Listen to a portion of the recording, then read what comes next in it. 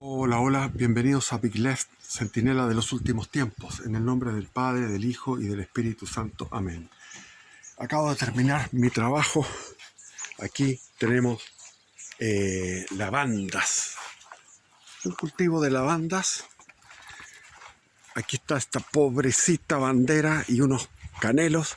Y allá, donde está la Virgencita, planté un rododendro y otros árboles. Y así me las he llevado.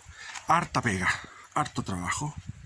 Trabajo muy gratis, muy grato, muy bello, muy reconfortante y lleno de felicidad. Y más felicidad he sentido porque estamos en un momento de tranquilidad. Yo cuando supe el triunfo de Donald Trump, no sentí euforia. Nunca he sentido euforia en las elecciones, porque las elecciones para mí ya llevo mucho tiempo en eso. Entonces, no siento euforia, nunca he sentido euforia en una elección, lo que siento es paz. En este caso, el triunfo de Donald Trump me dio paz, me dio tranquilidad. Ha habido muchísima gente en Estados Unidos, cristianos de todas las denominaciones y católicos, que oraron por este triunfo y se movilizaron. Hay una emoción muy fuerte, hay una convicción, hay una unidad de el raciocinio, la parte racional de la conveniencia del triunfo de Trump, y también está la parte emocional. Entonces los trumpistas son gente muy comprometida y hubo mucha oración. Y esa oración se dio afloró como una voluntad de Dios, de que vino un tsunami, una avalancha de votos, que los demócratas no pudieron frenar esa avalancha de votos. En Pensilvania, los sheriffs requisaron un camión que iba cargado con 1.000.000 de votos para la Kamala, para la mala. Y ese 1.000.000 de votos fue requisado, y por eso que se demoraban en Pensilvania, porque estaban esperando este tsunami, esta avalancha de votos falsos. ¿Hubo fraude? Sí, hubo fraude en California. Y todavía se están contando votos que van a redundar en 2 senadores más para el lado oscuro, para el lado demoníaco. Porque ¿qué más demoníaco que el Partido Socialista Musulmán, para el Partido Demócrata Socialista Musulmán de Estados Unidos, que quería la guerra mundial, y estábamos yendo de cabeza a la guerra mundial? Sin embargo, en menos de 48 horas, Putin ha dado señales de estirar la mano para una negociación, y muchos, Arabia Saudita, Turquía, están esperando que Trump inicie también una negociación en el Medio Oriente, es decir, que se calmen las 2 guerras que teníamos, 2 guerras que estaban eran una irracionalidad. Es decir, Ucrania va a tener que perder territorio, sin embargo, Estados Unidos y otros van a poder destinar más de 400.000 millones de dólares a la reconstrucción de Ucrania, y en el acuerdo van a tener que financiar unas fuerzas armadas de paz en Ucrania para que tenga ese país la manera de defenderse de aquí en el futuro. Pero una vez sellada la paz, va a haber una zona desmilitarizada de 1.300 kilómetros. Y eso es lo primero. Me dio una sensación de paz, de que al parecer estamos en un momento en que disponemos de un tiempo frente a esa aceleración. Ha sido una bendición de Dios. Y yo me recuerdo cuando estaba con los jesuitas en tiempo del gobierno militar, y se dio el plebiscito del 11 de septiembre de 1980 y triunfó abrumadoramente el gobierno militar con un 67% de los votos, y se estableció un itinerario donde iba a haber 8 años de gobierno constitucional del presidente ahora electo por el pueblo, el presidente electo Augusto Pinochet Ugarte, hasta un plebiscito lejano que iba a ser el 5 de octubre del año 88. Y los jesuitas, estaba con ellos en los almuerzos, con jesuitas de alto nivel, bueno, son todos, casi todos de alto nivel, y ellos decían: tenemos 8 años, tenemos la tranquilidad que nos da esta elección, eso lo decían en privado, esta tranquilidad, el país va a estar tranquilo, porque el país estaba ya tranquilizado desde el año 73, pero ahora el año 80 teníamos una tranquilidad hasta el año 88. Y eso es lo que decían los jesuitas. Decían: ahora podemos trabajar tranquilos en nuestra evangelización y en nuestras proposiciones políticas, que eran básicamente la democracia cristiana. No eran de izquierda, sino que eran demócratas cristianos en aquellos tiempos. Ironía de la vida es que asumió el mando constitucional el 11 de marzo de 1981 Augusto Pinochet Ugarte, y en septiembre de ese año, o sea, 6 meses después, se desencadenaba la crisis que se llamó la crisis del 82, que comenzó a verse en septiembre del 81 y hizo que cambiara todo el tablero de ajedrez y la izquierda tomara un protagonismo en todas las manifestaciones y las jornadas de protesta durante el año 82, 83 sobre todo, y de ahí siguieran 17 estallidos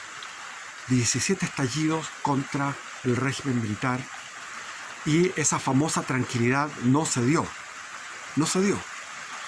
Ahora tenemos por lo menos un año de tranquilidad.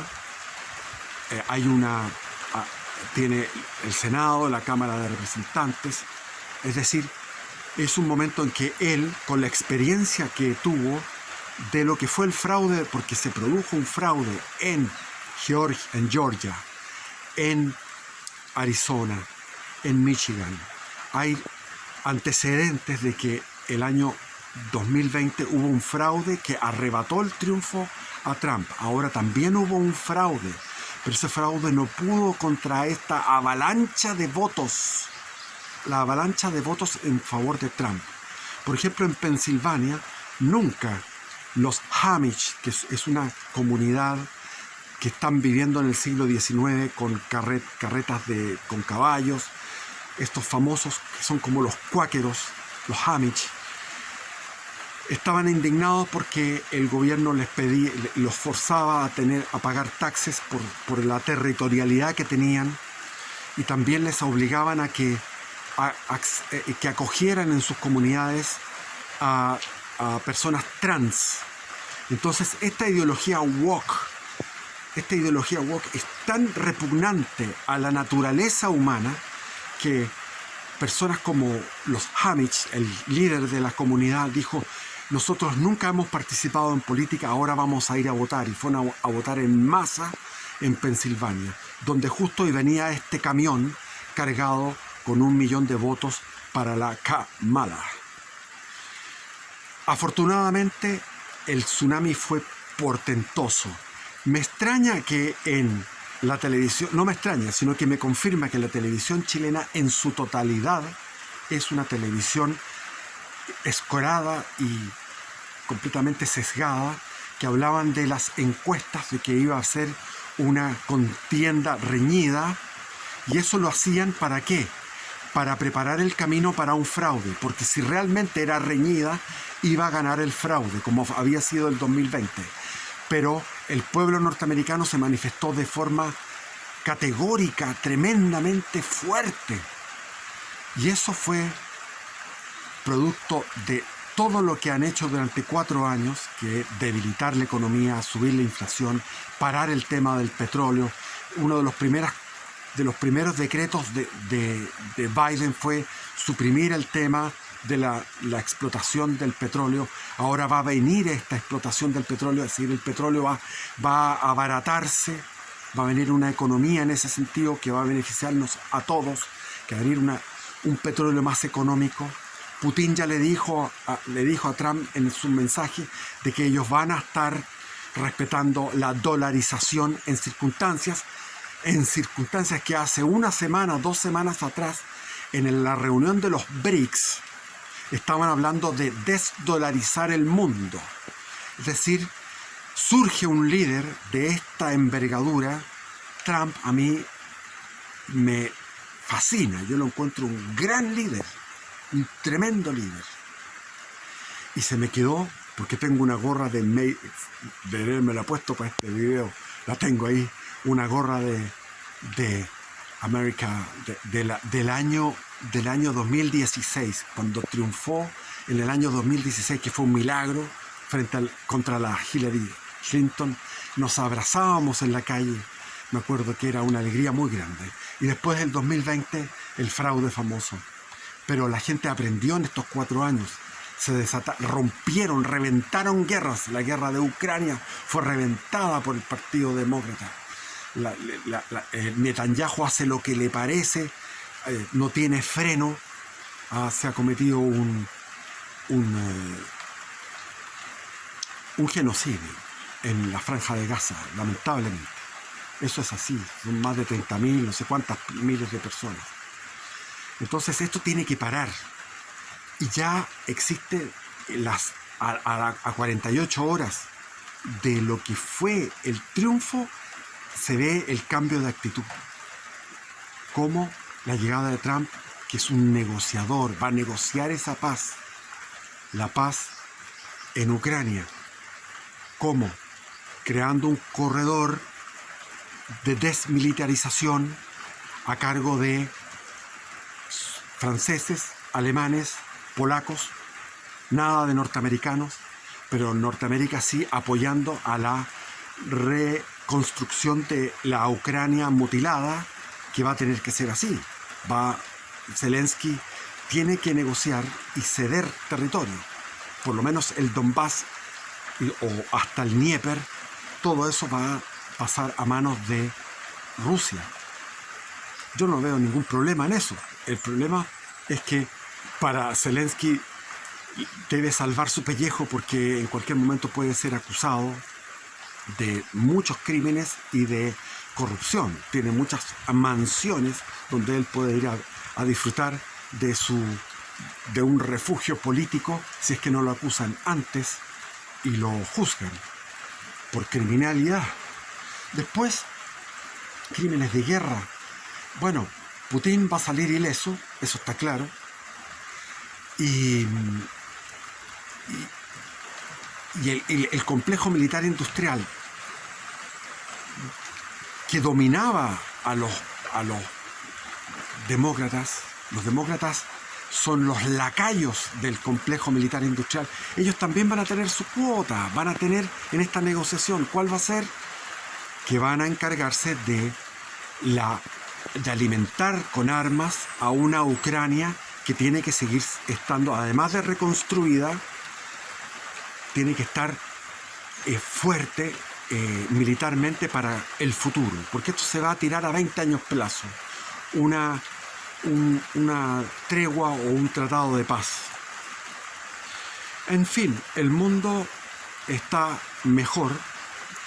Esperemos que esta marea patriótica se contagie en España con Vox, con Santiago Abascal, se contagie también en Francia, en Inglaterra.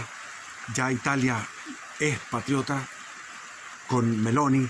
Está en Hungría este líder Orbán que es de la misma línea. Está Polonia.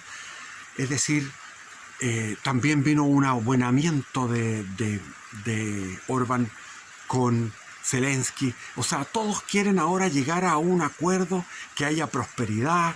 Los BRICS, por un lado, que estaban haciendo como un mundo aparte, van a tener que entrar en diálogo con este Estados Unidos que va a subir los aranceles, va a iniciar una deportación, así que ahí los piojos van a tener que estar muy atentos porque va a venir un peine y ese peine va a estar recogiendo piojos para expulsarlos, porque hay mucha inmigración indeseada y es lo que deberíamos hacer todos. Nadie a aceptar la inmigración indeseada y regresar a Venezuela a todos los venezolanos criminales que hay repartidos por el mundo. Maduro debe estar más temeroso que nunca, cambiándose de domicilio casi todas las noches. Es un paranoico que hace que prueben la comida antes de que él la coma. Está como un Nerón, como un sátrapa, como un tirano muerto de miedo. Cuba, ahí está como una isla muerta, mustia, seca, sin vida. Pero todo esto va a concentrarse en Estados Unidos. Estados Unidos necesita darnos un ejemplo para que nosotros también podamos seguir esto. Milei está perfectamente bien colocado, pero aquí en mi patria no hay líderes, sí tenemos líderes, pero no les dan la cobertura. Por ejemplo, el que me gusta a mí, Pedro Pool. Pedro Pool no sale en la televisión abierta. Sin embargo, Elon Musk va a comprar CNN. Compró X, compró Twitter. ¿Para qué? Para que haya libertad. Y como hay libertad en Twitter, mucha juventud a través de Telegram y a través de Twitter, como hay más libertad de expresión, han entrado en razón y han despertado. Hay mucho joven hispano que votó por Trump porque hay mucho más libertad de expresión. Entonces Elon Musk es una pieza clave, porque Elon Musk le tiene odio parido a estos woke, porque le arrebataron a su hijo, que se operó, terminó siendo un trans, el hijo de Elon Musk, y él dice, yo perdí a mi hijo, porque está peleado con su hijo, apenas puede relacionarse con él. Y de ahí que está él, apoyó la candidatura con fuerza, es un genio de la tecnología, de los negocios. Yo mismo ahora tengo Starlink aquí, gracias a Elon Musk, que tengo posibilidades de enviar este video al internet. Voy a ver cuánto llevo. 18, ya. Bien. Entonces, si compras CNN sería formidable. Porque la televisión, por ejemplo, Pedro Pool no es conocido. ¿Por qué no es conocido? Porque no sale en televisión. Si él saliera en televisión, arrasaría mucho más que el señor Kaiser, porque Kaiser es mucho más debilucho en su discurso. En cambio, Pedro Pool, si pudiera hablar en televisión abierta, y solamente va a poder hacerlo en los escasos minutos que le van a dar en esos debates que se hacen por los candidatos presidenciales, que ahí aparecen candidatos siempre el señor Artés, que es del Partido Comunista, ultra comunista antiguo, que siempre es candidato cada 4 años es candidato.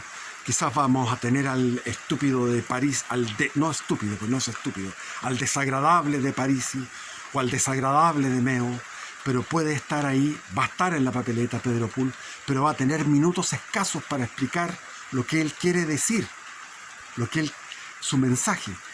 Y en el CERVEL ahora le dan escasos 6 meses, es decir, si las elecciones van a ser no sé cuándo, en noviembre del próximo año, van a tener 6 meses escasos para hacer su campaña como candidato independiente.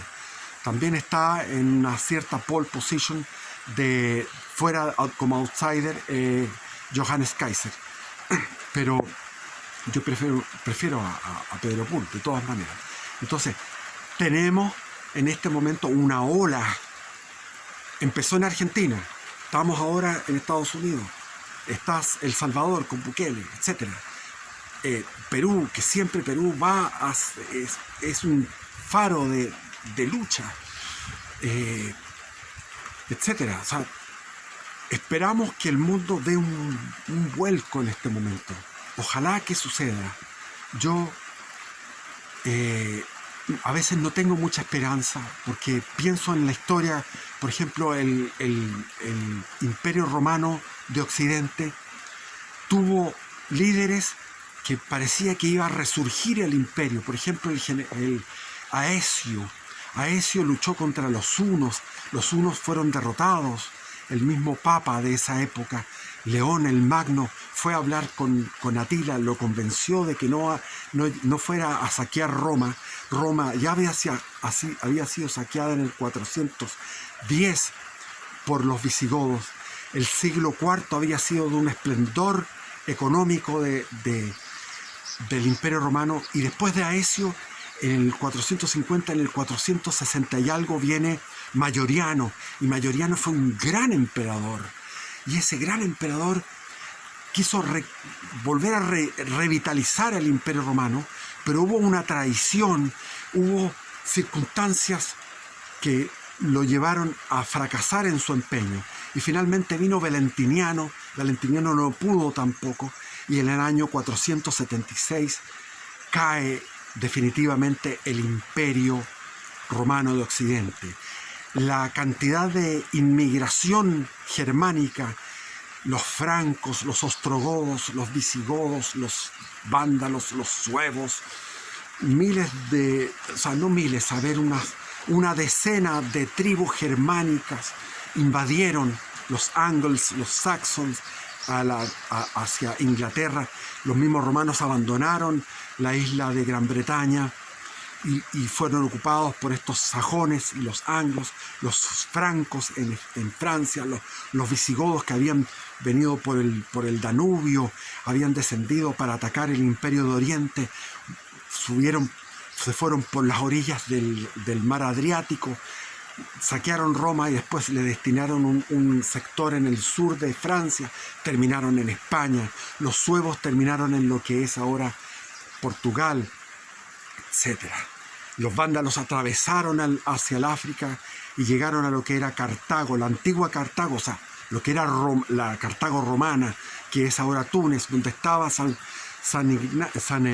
Agustín. Entonces, toda esa época hubo intentos de salvar al Imperio Romano, pero no fue posible. Por eso que en el mediano plazo, las dinamitas, el cáncer está dado ¿en qué?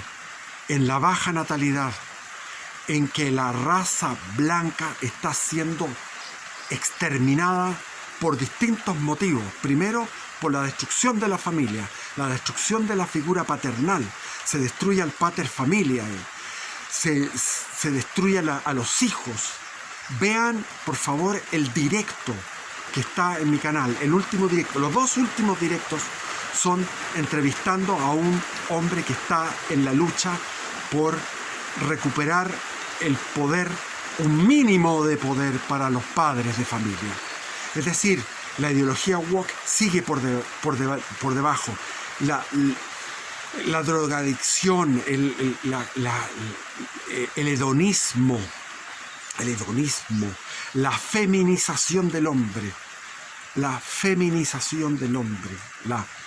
es decir, todo esto, la falta de cultura, la falta de curiosidad. En este canal yo lo veo. Cuando yo hablo de Lutero, como todos saben quién es Lutero, van y siguen ese canal, ese video de Lutero. Pero cuando hablo de Juan Calvino, no lo conocen. Como no lo conocen, no les interesa conocer quién es Juan Calvino. Por lo tanto, tiene mucho menos vistas. Cuando es mucho más interesante conocer algo que uno no conoce, que no ha escuchado nunca. Porque es impresionante. Si supieran quién es Juan Calvino, estaría lleno de visitas ese video. Y no, tiene la mitad de lo que es cuando hablé de Lutero. No hay curiosidad por aprender. No hay curiosidad por saber. Y este canal lo que quiere es enseñar, mostrar la realidad de la historia.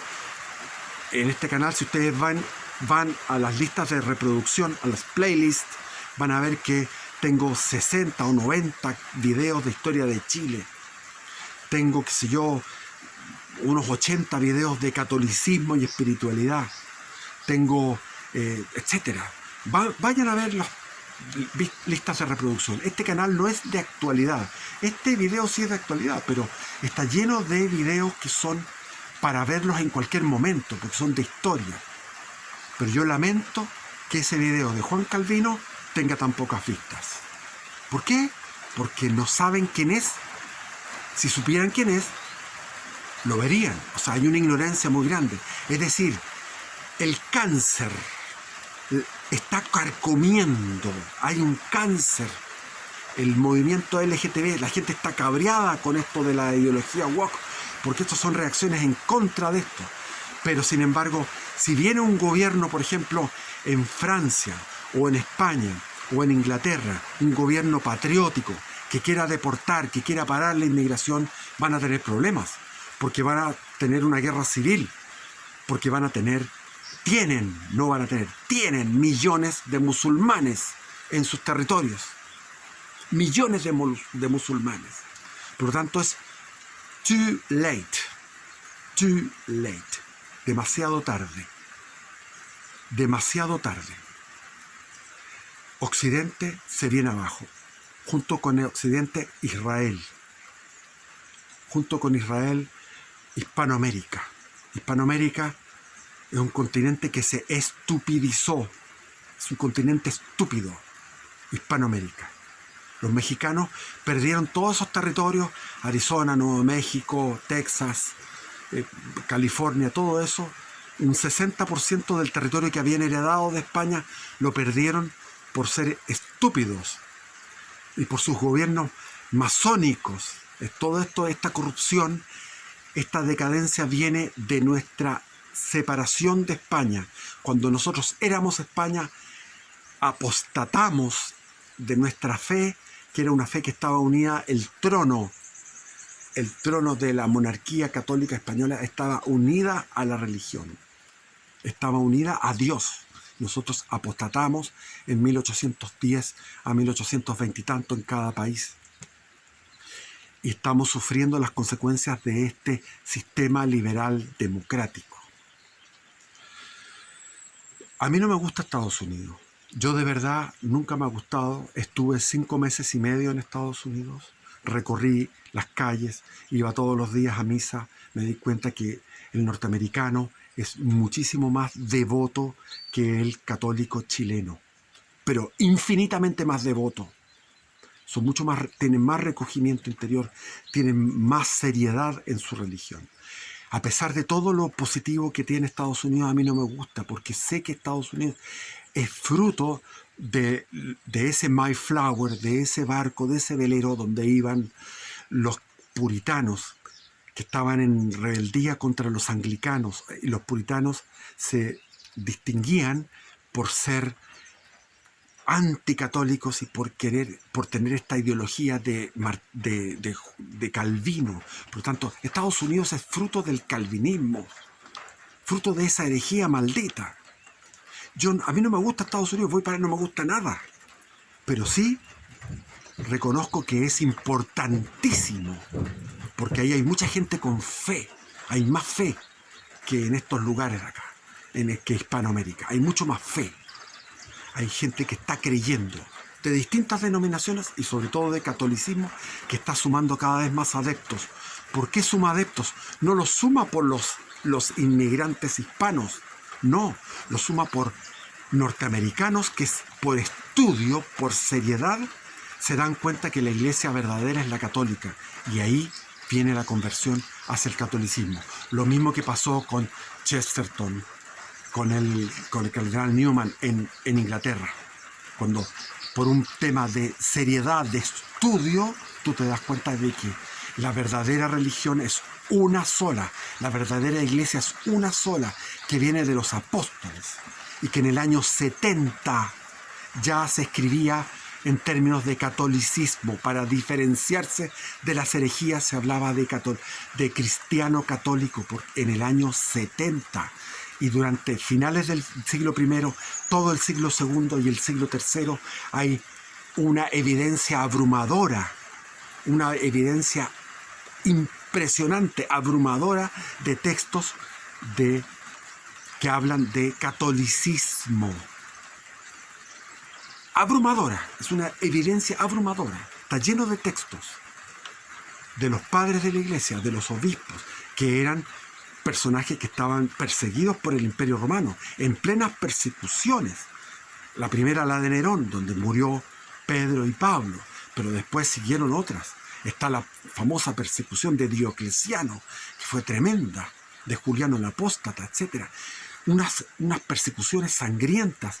Y cuando llegó el primer concilio, el primer concilio que pudieron hacer después de la persecución, en el concilio de Nicea, ¿quiénes estaban en el concilio de Nicea? Todos llenos de cicatrices, mutilados venían. Todos los obispos venían de sufrir persecuciones físicas sangrientas. Eran supervivientes de las 10 persecuciones que hubo durante esos 2 siglos y medio. De la 10ª persecución, estos sobrevivientes fueron el concilio de Nicea, donde se proclamó la verdad, donde está el credo de Nicea, constantinopolitano, cerca de Constantinopla, en ese pueblo, en esa ciudad de Nicea. Por lo tanto, lo que yo valoro de Norteamérica no son sus orígenes, ni los padres fundadores, ni que hayan matado a todos los indígenas, a todos los indios pieles rojas, que eran católicos, habían sido misionados por los jesuitas en el siglo XVIII, sino que lo que valoro es lo que hay ahora, esa fe que tiene el norteamericano. Eso es lo que valoro de Norteamérica. Bueno, bendiciones, viva Cristo Rey.